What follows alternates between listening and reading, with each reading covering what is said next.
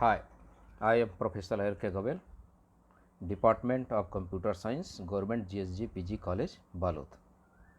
These lectures are prepared for BCA first year, subject Web Technology and E-commerce. Paper code is a BCA 105, paper 5th, unit 3rd, DHTML and JavaScript.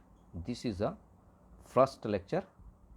In this lecture, we have discussed about what is the DHTML. Basically, DHTML, that means dynamic HTML.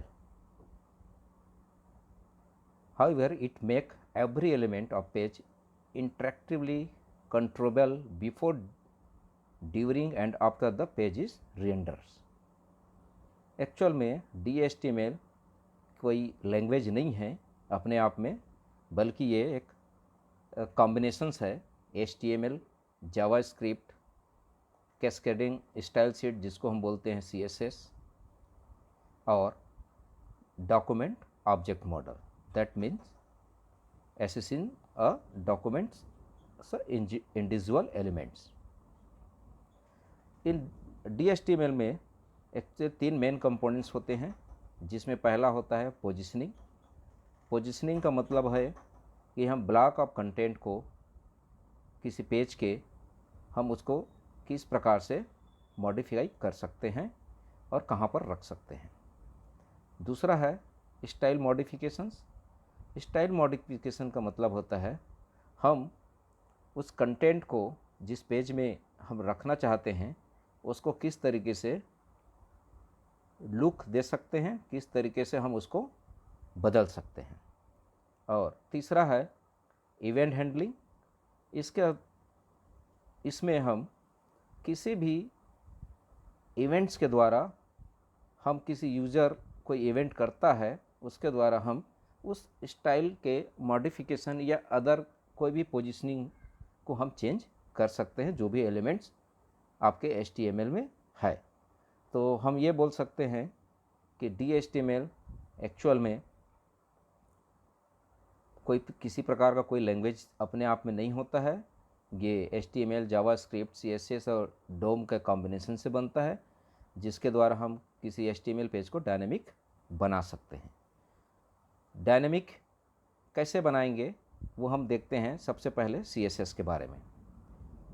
तो CSS एक part है DHTML के, जिसके द्वारा हम style sheet बनाते हैं और उस स्टाइल शीट को हम बोलते हैं कैस्केडिंग स्टाइल शीट.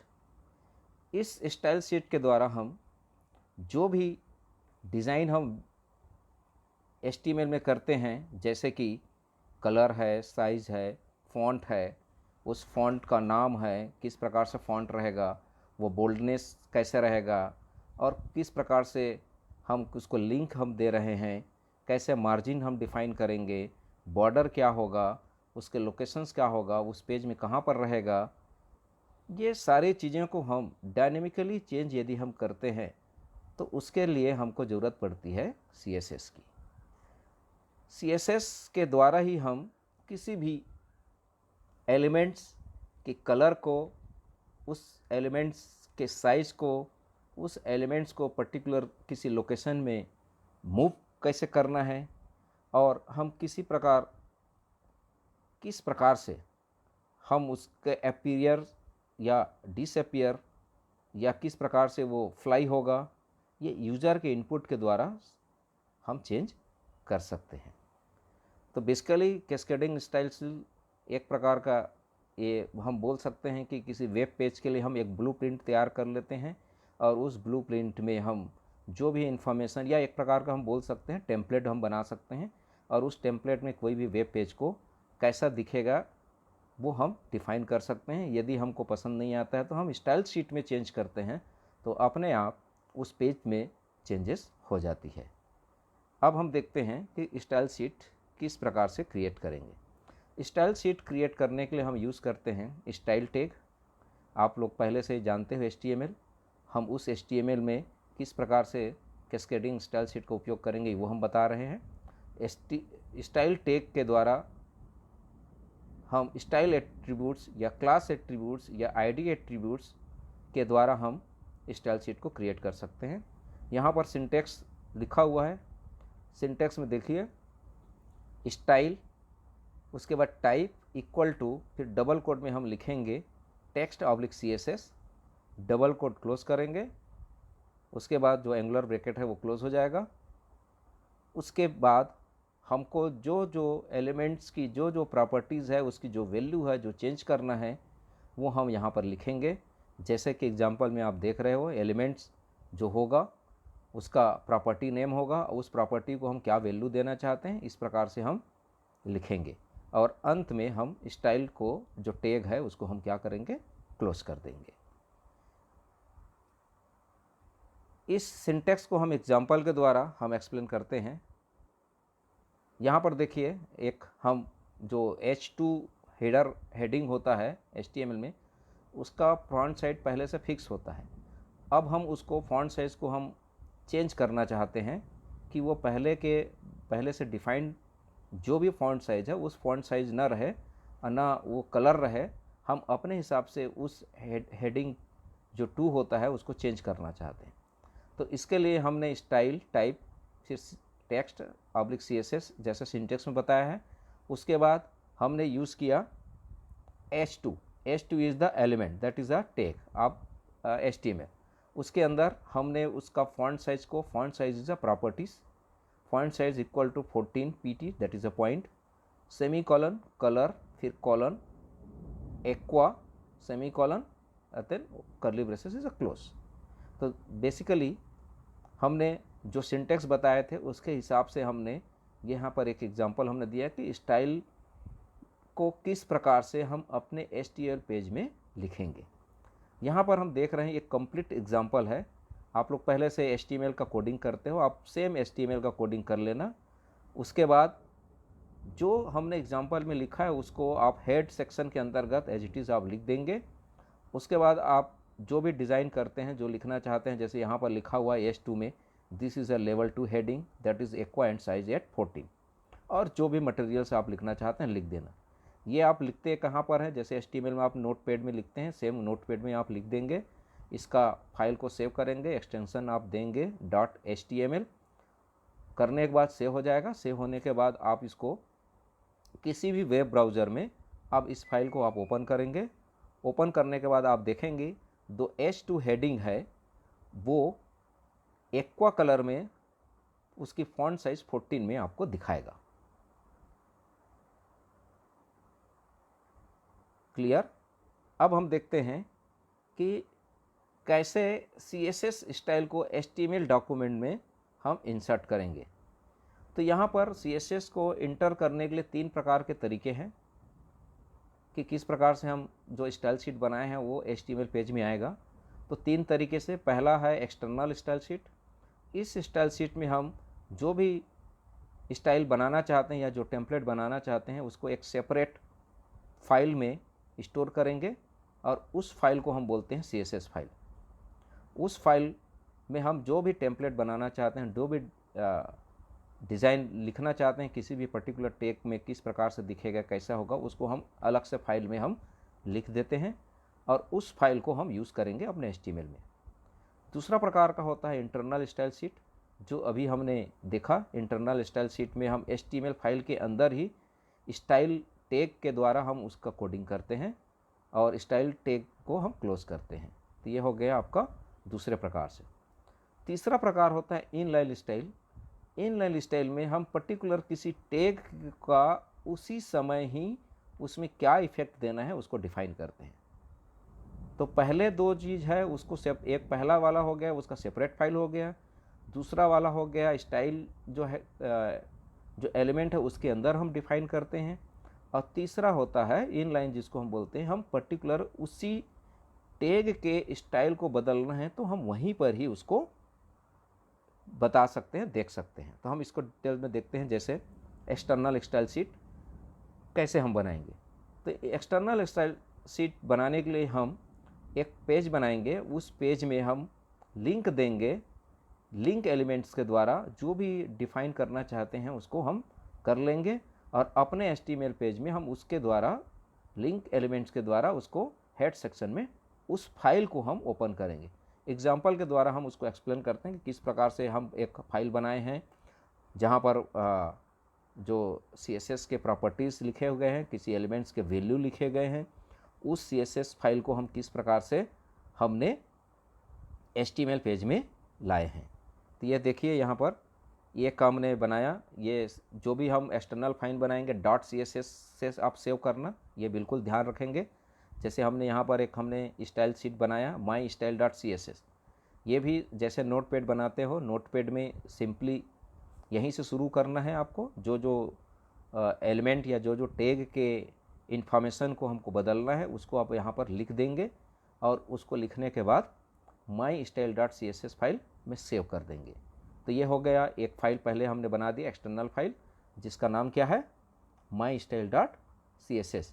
अब इस फाइल में हमने मान लो 2 एलिमेंट्स के इंफॉर्मेशन को बदलना है, तो हमने 2 एलिमेंट्स को हमने यहाँ लिख दिया। जैसे एक बॉडी है, बॉडी के लिए हमने चेंज कर दिया बैकग्राउंड कलर को लाइट ब्लू कर दिया और H1 हेडिंग में हमने कलर नेवी कर दिया और उसका मार्जिन लेफ्ट 20 पिक्सल रख दिया। अब जब हम इस फाइल को यूज़ करेंगे और जैसे ही हमने H1 यूज़ करेंगे या बॉडी यूज़ करेंगे तो इस टेम्पलेट से जो इन्फॉर्मेशंस है उस इन्फॉर्मेशंस को लेगा और लेने के बाद वो जहाँ पर H1 लिखे वो नेवी कलर में हो जाएगा और उसका मार्जिन लेफ्ट 20 हो जाएगा और बॉडी का जो बैकग्राउंड कलर है वो लाइट ब्लू हो जाएगा। तो अब हमारे HTML फाइल में कैसे उसका यूज़ करेंगे वो देखते हैं। तो हम HTML फाइल क्रिएट किए, जैसे HTML बनाते हैं। यहाँ पर बस ध्यान रखना हमने जो टैग लिखे हैं लिंक, ये बहुत इंपॉर्टेंट है, इसी के द्वारा एक्सटर्नल फाइल को हम यहाँ पर कॉल कर रहे हैं। तो यहाँ पर हमने लिखा है link REL equal to style sheet, that is the type of style sheet, type text CSS और H रेफरेंस। यहाँ पर हमको जो फाइल में स्टाइल शीट बनाए हैं उसका पूरा पाथ लिखना है। मान लो हमने अपने डायरेक्टरी में ही फाइल को हमने बनाया है तो पूरा पाथ देने की ज़रूरत नहीं, हमने सीधा फाइल का नाम लिख दिया है। हो सकता है जो आप स्टाइल बनाए हो वो किसी दूसरे फोल्डर में होगा या किसी दूसरे ड्राइव में होगा जहाँ पर आप स्टाइल शीट बनाए हो, तो वहाँ का पूरा पाथ आप यहाँ पर दे देंगे H रेफरेंस में। ये लाइन बहुत ही इम्पॉर्टेंट है, इसी लाइन के द्वारा ही या इस लिंक जो एलिमेंट्स है उसके द्वारा ही हम एक्सटर्नली फाइल जो CSS की बना होता है उसको हम अपने HTML डॉक्यूमेंट्स में कॉल करते हैं। और बाकी जो हमने लिखा है जैसे यहाँ पर बॉडी, ये कॉमन जो HTML में हम लिखते हैं वैसे ही है। H1 this is a heading, paragraph this is a paragraph. तो यहाँ पर H1 हेडिंग जो होगा, जो हमने वहाँ पर H1 को डिफाइन किया था, क्या किया था, कलर था नेवी और मार्जिन 20 पॉइंट्स था। तो ये H1 हेडिंग यहाँ पर उस कलर में लिखाएगा, 20 पॉइंट साइज में दिखाएगा। P एलिमेंट्स में हमने कोई चेंज नहीं किया है, तो ये एज इट इज़ एजुअल जैसा पहले से दिखाता है वैसे ही दिखाएगा। और यहाँ पर हमने बॉडी यूज़ किया गया है, तो बॉडी में हमने बैकग्राउंड कलर हमने लाइट ब्लू किया है, तो जो डॉक्यूमेंट्स होगा उस डॉक्यूमेंट का बैकग्राउंड कलर अपने आप लाइट ब्लू कलर में दिखेगा। बाय डिफ़ॉल्ट दिखता है वाइट में, लेकिन अब हम इस पेज से देख सकते हैं कि वो लाइट ब्लू में चेंज होगा। अब मान लो हम चाहते हैं कि ये जो चेंज किए हैं उसको यहाँ पर दूसरे कलर में दिखना है, तो आपको पूरे HTML फाइल में कोई चेंज करने की ज़रूरत नहीं पड़ेगी। आप CSS फाइल में जो भी इंफॉर्मेशन यहाँ पर लिखेंगे उसके अनुसार से जैसे ही ये लोड होगा अपने आप वो कलर या वो स्टाइल में हो जाएगा। तो इस तरीके से हम एक्सटर्नल स्टाइल के द्वारा हम अपने HTML डॉक्यूमेंट में स्टाइल शीट को ऐड कर सकते हैं। दूसरा प्रकार का है internal style sheet. Internal style sheet में हमने देखा कि स्टाइल एट्रीब्यूट्स के द्वारा, स्टाइल एलिमेंट्स के द्वारा या टैग के द्वारा हम उसमें जो भी इंफॉर्मेशन देना चाहते हैं, जो चेंज करना चाहते हैं उसको लिखेंगे। तो यहाँ पर आप देखिए एग्जांपल में सब चीज़ सेम है। यहाँ पर हमने स्टाइल टैग का यूज़ किया है, स्टाइल को हमने क्लोज किया है और बॉडी में हमने बैकग्राउंड कलर चेंज कर दिया लिलेन, H1 की कलर को हमने मैरून कर दिया। लेकिन ये उसी फाइल में हम कर रहे हैं जहाँ पर हम HTML का कोड लिख रहे हैं। इस प्रकार से अब आप अपने बॉडी में जो हमने दिखा यहाँ पर H1 और P को हमने लिखा, तो H1 की जो कलर है आप देखेंगे कि अब ये मैरून कलर का दिखाएगा और P जो टैग में जो लिखा है दिस इज़ अ पैराग्राफ, ये ओरिजिनल कलर क्या है, ब्लैक कलर है, तो ब्लैक कलर में दिखाएगा। और बॉडी का बैकग्राउंड कलर लिलेन कलर की दिखेगी। अब मान लो हमको कोई दूसरा कलर चेंज करना है तो बैकग्राउंड कलर में आप मान लीजिए ब्लू कर दिए तो ब्लू कलर में हो जाएगा, गोल्डन कर दीजिए, गोल्डन कलर हो जाएगा। बहुत सारे कलर से हम आगे देखेंगे उसको कि किस प्रकार से इस सारे प्रॉपर्टीज़ के बारे में एक एक करके पढ़ेंगे। ये जस्ट एग्जांपल है कि हम अपने CSS को कैसे HTML डॉक्यूमेंट्स में हम लाएंगे। तो ये हो गया इंटरनल। नेक्स्ट होता है इनलाइन स्टाइल। इनलाइन स्टाइल में हमने देखा था कि हम उसी टैग के बारे में वहीं पर ही हम लिख सकते हैं कि उस टैग में क्या इन्फॉर्मेशन या बाय डिफ़ॉल्ट क्या है वो चेंज कर सकते हैं। जैसे कि यहाँ पर आप देख रहे हो इनलाइन स्टाइल में H1 हमने लिखा style equal to style is a attribute. यहाँ पर अब स्टाइल एट्रीब्यूट हो गया किसका, H1 एलिमेंट्स का या H1 टैग का। और यहाँ पर हमने लिखा colour colon blue, that means H1 की जो कलर था वो अब क्या हो जाएगा, ब्लू कलर का हो जाएगा। जो जैसे हम इसको देखेंगे वेब ब्राउज़र में, तो ये this is the H1 heading जो लिखा वो ब्लैक कलर में ना लिखा के ब्लू कलर में लिखाएगा। तो इस प्रकार से हम 3 तरीके से हम HTML डॉक्यूमेंट में अपने स्टाइल शीट को ला सकते हैं। Next is the document object model. Document object model API के में HTML और XML डॉक्यूमेंट में किस प्रकार से यूज़ होता है वो हम बताएंगे। तो यहाँ पर डॉक्यूमेंट ऑब्जेक्ट मॉडल में एक एग्जांपल हमने दिया हुआ है, वही एक प्रकार का लॉजिकल स्ट्रक्चर है कि जैसे हम यहाँ पर देख रहे हैं कि टेबल एक एलिमेंट्स है या एक डॉक्यूमेंट्स हम मान सकते हैं। उसके अंदर टेबल में रो होंगे, रो के अंदर कॉलम होंगे। तो इस प्रकार से यदि हम डिफ़ाइन करेंगे कि एक एलिमेंट के अंदर कौन सा एलिमेंट होगा, उसके अंदर कौन सा एलिमेंट होगा, उसके अंदर कौन सा एलिमेंट होगा, तो उसी को हम बोलते हैं डॉक्यूमेंट ऑब्जेक्ट मॉडल। तो यहाँ एग्जांपल में आप देख रहे हो पहला एलिमेंट है टेबल, टेबल के अंदर रो होगा, तो रो को हमने डिफ़ाइन कर दिया, उसके अंदर 2 रो है, रो के अंदर टेबल का डेटा होगा और टेबल के डेटा के अंदर एक्चुअल डेटा क्या है वो दिख रहा है। तो इस प्रकार से डॉक्यूमेंट ऑब्जेक्ट मॉडल को हम डिफ़ाइन करते हैं कि ये एक प्रकार का ट्री स्ट्रक्चर होता है कि पहला एलिमेंट्स क्या होगा, उसके अंदर दूसरा एलिमेंट क्या होगा, तीसरा एलिमेंट क्या होगा, चौथा एलिमेंट्स क्या होगा, इस प्रकार से सो ऑन। नेक्स्ट कॉन्सेप्ट आता है इवेंट हैंडलिंग। इवेंट हैंडलिंग का मतलब होता है कि हम किस प्रकार से हम अपने HTML डॉक्यूमेंट में अपने इवेंट के अनुसार चेंज कर सकते हैं, या हम जो जो इवेंट करना चाहते हैं उसी इवेंट के अनुसार वो बदल सकता है। जैसे कि हम मान लेते हैं कि हम माउस को मूव करते हैं तो कोई वर्क होना चाहिए, या किसी टेक्स्ट में हम क्लिक करते हैं तो वो कोई ऑपरेशन होना चाहिए वहाँ पर, या कोई बटन को हम क्लिक करते हैं तो वहाँ पर ऑपरेशन होना चाहिए, या फिर हम चाहते हैं कि डॉक्यूमेंट जब लोड होता है तो अपने आप कुछ इन्फॉर्मेशन अपलोड होना चाहिए। तो इस प्रकार से हमारे इवेंट का एक्चुअली मतलब होता है कि हमारे पास कीबोर्ड है, माउस है या अनलोड है, बहुत सारे जो ऑटोमेटिक वर्क करते हैं उसके अनुसार से हम इवेंट को हैंडल कर सकते हैं। और बेसिकली इवेंट हैंडल जो होता है वो कोई ना कोई कोड का यूज़ करते हैं, या तो जावा स्क्रिप्ट हम यूज़ करेंगे या VB स्क्रिप्ट यूज़ करेंगे, जिसके अनुसार से वहाँ पर प्रोग्राम किया जाएगा। और उस प्रोग्राम को हम जैसे ही इवेंट हम करते हैं तो वो प्रोग्राम एग्जीक्यूट होता है। एग्जीक्यूट होने के बाद उसमें जो इन्फॉर्मेशन या जो कोड लिखा होता है उसके हिसाब से हमारा पेज अपने आप वर्क करता है। तो ये था बेसिक इंट्रोडक्शंस HTML का। उसके बाद नेक्स्ट लेक्चर में हम देखेंगे CSS के डिफरेंट प्रॉपर्टीज़ को। Thank you.